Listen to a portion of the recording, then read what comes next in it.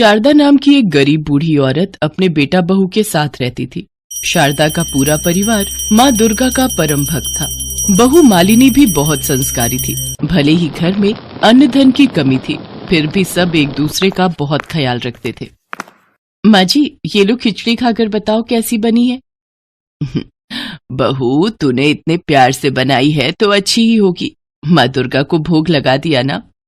हाँ माँ जी, मैंने माँ दुर्गा को खिचड़ी का भोग लगाकर भोग की खिचड़ी बाकी की खिचड़ी में मिला दी थी, तभी आपको दी।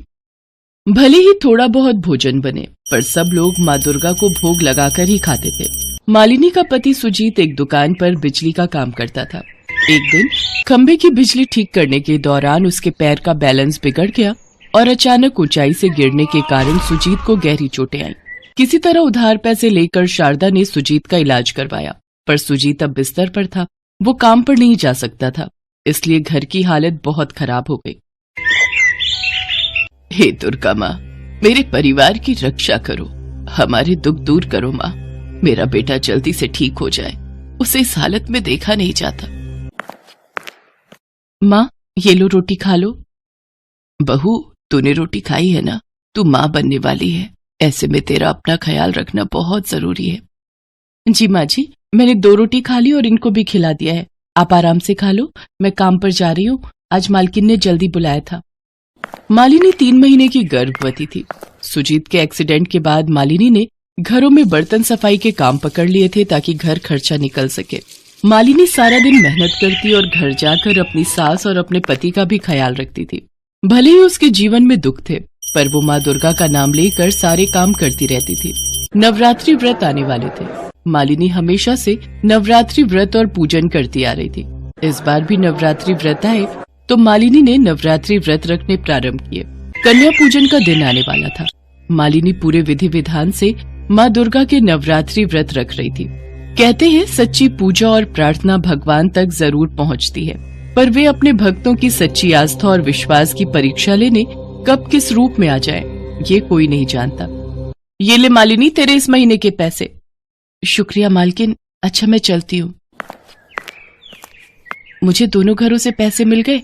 अब मैं आराम से कल कन्या पूजन का सामान खरीद कर माँ दुर्गा के नाम का कन्या पूजन कर सकती हूँ। राशन की दुकान से सामान लेती हुई घर चली जाती हूँ, फिर सुबह जल्दी उठकर प्रसाद बना लूंगी। मेरी मदद करो बेटी, मेरी मदद करो, मुझे पैसों की बहुत जरूरत है। मेरी पोती बहुत बीमार है, उसका इलाज कराने के लिए मेरे पास पैसे नहीं है। मुझे पैसे दे दो बेटी, माँ दुर्गा तुम्हारा भला करे, मेरी सहायता करो। अरे अरे अम्मा जी, क्या हुआ है आपकी पोती को? पिछले 1 हफ्ते से बुखार नहीं उतर रहा है। डॉक्टर ने बड़ा इलाज करवाने के लिए 4000 रुपए मांगे हैं। मुझे पैसे दे दो बेटी, कोई भी मुझे पैसे नहीं दे रहा। सब मुझे मना कर रहे हैं, दुत्कार रहे हैं। तुम चिंता मत करो बेटी, जैसे ही मेरी पोती ठीक हो जाएगी मैं तुम्हारे सारे पैसे लौट आ जाऊंगी। मुझ पर विश्वास करके मुझे पैसे दे दो बेटी, मुझ दुखियारी गरीब पर दया करो। मेरे बेटा बहू पहले ही इस दुनिया से चले गए, अब मेरी पोती के सिवा मेरा इस दुनिया में कोई नहीं है। मालिनी नहीं जानती थी कि उस बुढ़िया के वेश में साक्षात माँ दुर्गा उसकी परीक्षा ले रही हैं। माँ दुर्गा तो जानती थी कि मालिनी के पास उस समय 2 घरों से कमाए 4000 रुपए ही हैं, तभी उन्होंने 4000 रुपए ही मांगे। वो तो मालिनी की परीक्षा ले रही थी। मालिनी से उस बूढ़ी औरत का दुख नहीं देखा गया। हे दुर्गा माँ, मुझे क्षमा करना, मैं ये रुपए इन अम्मा जी को दे रही हूँ। मैं कल आपके लिए हलवा पूरी चने का प्रसाद तो नहीं बनाऊंगी, पर थोड़े बताशे रखकर आपका कन्या पूजन कर दूंगी। ये लो अम्मा जी, ये रुपए आप रखो। मुझे ये रुपए वापस लौटाने की बिल्कुल चिंता मत करना। आप आराम से अपनी पोती का इलाज करवाओ और जब वो ठीक हो जाए तो उसे मुझसे मिलवाने जरूर लाना। जीती रहो बेटी, आज तुमने मुझ पर जो दया की है, इस दया का फल तुम्हें जरूर मिलेगा। देखना, माँ दुर्गा तुम्हारे जीवन के सारे कष्ट दूर कर देंगी। मालिनी पैसे देकर घर चली जाती है। माँ दुर्गा अपने असली रूप में आती है और मंद मंद मुस्कुराती हुई अंतर ध्यान हो जाती है। मालिनी घर पहुंचती है। उसकी सास शारदा दरवाजे पर ही खड़ी थी। क्या हुआ माँ जी, आप दरवाजे पर क्यों खड़ी हो? बेटी, वो कोई लड़की आई थी और ये सामान की बोरियां रखवा गई है। बोल रही थी कि तुम ये सामान राशन की दुकान पर लिखवा गई थी और ये बाकी के बचे हुए पैसे भी इस पोटली में दे गई है। मालिनी सोच में पड़ जाती है। वो देखती है चना, सूजी, आटा, घी, मेवे सब कुछ बोरियों में भरा हुआ है। मालती पोटली खोलकर देखती है, उसमें ढेर सारे रुपए थे और साथ में वो 4000 रुपए भी जो उसने उस बूढ़ी औरत को दिए थे। मालती समझ नहीं पाती कि आखिर वो लड़की कौन थी। वो अपनी सास से सब कुछ कहती है। मालती, ये सब माँ दुर्गा की ही लीला है बहू। कहते हैं ना, भगवान किसी भी रूप में परीक्षा लेने आ जाते हैं। माँ दुर्गा पहले उस बूढ़ी औरत के रूप में आई और अब एक लड़की के रूप में उन्होंने हमें दर्शन देकर हमारे इस जीवन को सफल बना दिया बहू। लगता है माँ दुर्गा स्वयं तुम्हारी परीक्षा लेने आई थी और देखो वो हमारे भंडार भर गई। अब तुम माँ दुर्गा को धन्यवाद कहकर खुशी खुशी कन्या पूजन की तैयारी करो। मालिनी की आंखों में खुशी के आंसू थे। वो श्रद्धा से माँ दुर्गा की मूर्ति के सामने शीश झुकाती है और धन्यवाद करती है। साक्षात माँ दुर्गा उसे दर्शन देने आई और उसकी मदद कर गई। अगले दिन मालिनी अपनी सास के साथ मिलकर कन्या पूजन की तैयारी करती है। माँ दुर्गा का श्रृंगार करती है। कन्याओं को माँ दुर्गा के नाम का हलवा, पूड़ी, चने का भोग खिलाती है और खुशी खुशी कन्याओं को विदा करती है। माँ दुर्गा की कृपा से सुजीत की तबीयत में भी सुधार आ जाता है। माँ दुर्गा का नाम लेकर सुजीत और मालिनी किराए पर एक दुकान लेते हैं। सुजीत बिजली के सामान की दुकान चलाने लगता है। धीरे धीरे उनकी जिंदगी के सारे दुख दूर हो जाते हैं। माँ दुर्गा की कृपा से मालिनी एक बेटे को जन्म देती है। शारदा भी अपने परिवार को खुश देखकर माँ दुर्गा को धन्यवाद कहती है। आज उनके पास जो भी कुछ था सब देवी दुर्गा की कृपा से ही था। कहते हैं जग जननी शेरा वाली माँ जब अपने भक्तों के साथ होती हैं, तो भक्तों के मार्ग में आने वाली सारी कठिनाइयाँ अपने आप ही दूर होती जाती हैं।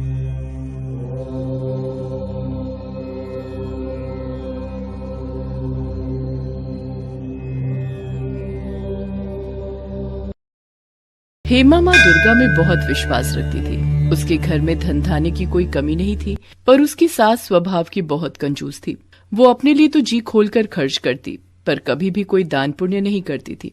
अगर हेमा किसी को कुछ देने लगे तो उस पर चिल्ला पड़ती थी। सेब ले लो, सेब मीठे मीठे लाल रसीले सेब ले लो। ओ सेब वाले भैया, ये सेब कैसे लगाए? हेमा बहू, ये हाथ में क्या है? माँ जी, वो मैंने अपने लिए 2 रोटी बनाई थी, पर मुझे भूख नहीं है, इसीलिए 1 रोटी इन बूढ़े बाबा को दे रही थी। वो बहुत भूखे दिखाई दे रहे हैं। चुपचाप रोटी को अंदर लेकर जाओ। आटा इतना सस्ता नहीं है जो भिखारियों को बांटते फिरो। अभी नहीं खानी तो रात में खा लेना गरम करके। पैसों की बचत करना सीखो। ये नहीं कि हमारा हाथ खुला हुआ है। हमारे पास अच्छे पैसे हैं तो हम उसको उजाड़ दें। ला भैया, 2 किलो सेब तोल दे। वैसे तू 100 रुपए महंगे लगा रहा है। चल कोई नहीं। ये लो अम्मा जी। कभी कभी हेमा का मन बहुत दुखी होता था, क्योंकि घर में पैसे होने के बावजूद भी वो किसी की सहायता नहीं कर पाती थी। माँ, आपको पता है आज एक नया ग्राहक जुड़ा है। बहुत अच्छी कमाई होगी इन सर्दियों के सीजन में। उस ग्राहक को हमारी फैक्ट्री के स्वेटर बहुत पसंद आए हैं। ये तो बहुत बढ़िया बात है सुमित बेटा। बस तू ऐसे ही खूब पैसे कमाता जा। घर में पैसे जुड़े होते हैं तो किसी बात की कोई परेशानी नहीं होती। बस काम अच्छा चलता रहना चाहिए। सुमित का काम अच्छा चल रहा था, कमाई भी बहुत अच्छी हो रही थी। एक दिन हेमा की सास आंगन में बैठी अपने पर्स में से नोट गिन रही थी, पर वो बार बार गिनती भूल जाती। एक साधु बाबा द्वार पर बहुत देर से खड़े भिक्षा मांग रहे थे। ये नोट गिनते गिनते तंग आ गई हूँ। ये नोट है या मुसीबत? गिनती ही ठीक नहीं हो रही। ज्यादा पैसा होना भी मुसीबत ही है। माई, बाबा को कुछ दे दो, बहुत भूख लगी है। अरे बाबा, मैं पहले ही इन रुपयों से परेशान हूँ, ऊपर से तुम परेशान कर रहे हो। जब तक ये नोट मेरे हाथ में है तुम्हें कुछ नहीं मिलेगा। जाओ यहाँ से। तुम पैसों से इतनी परेशान हो कि एक भूखे को भोजन देने का भी समय नहीं है। माई, अगर तुम इन रुपयों से इतनी ही परेशान हो तो ईश्वर करे तुम्हारी ये परेशानी जल्दी दूर हो जाए। फिर तुम किसी भूखे को खाली हाथ मत लौटाना। हेमा की सास का ध्यान अभी भी नोट गिनने में ही था। वो गुस्से से झुंझला रही थी और उसने देखा कि जब वो नोट नहीं गिन पा रही है, इतनी देर में साधु बाबा भी भूखे द्वार से लौट चुके थे। हेमा उस समय घर पर नहीं थी, उसे इस बारे में कुछ भी नहीं पता था। सुमित शाम को घर लौटता है तो उसका मन उदास था। क्या हुआ? आप बहुत परेशान दिखाई दे रहे हो। मैंने बताया था ना, जो नया ग्राहक जुड़ा है, जिसने फैक्ट्री में स्वेटर का ऑर्डर लिखवाया था, अचानक उसने मना कर दिया है। मेरा बहुत नुकसान हो गया। मैंने तो माल बनवाना शुरू भी कर दिया था, पर उस ग्राहक को विदेश जाना पड़ा। आज ही उसका फोन आया है, वो माल बनवाने को मना कर रहा है। कोई बात नहीं, आप परेशान मत हो, सब ठीक हो जाएगा। ये नहीं तो कोई और ग्राहक आ जाएगा। आप बैठो, मैं खाना लगाती हूँ। पर ऐसा नहीं हुआ। सुमित की फैक्ट्री में माल पड़ा रहा पर एक भी ग्राहक ने माल नहीं खरीदा।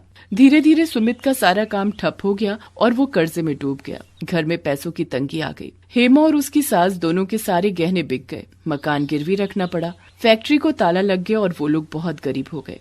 एक दिन हेमा घर के बाहर झाड़ू लगा रही थी, तभी वही साधु बाबा फिर से आए। क्या हुआ?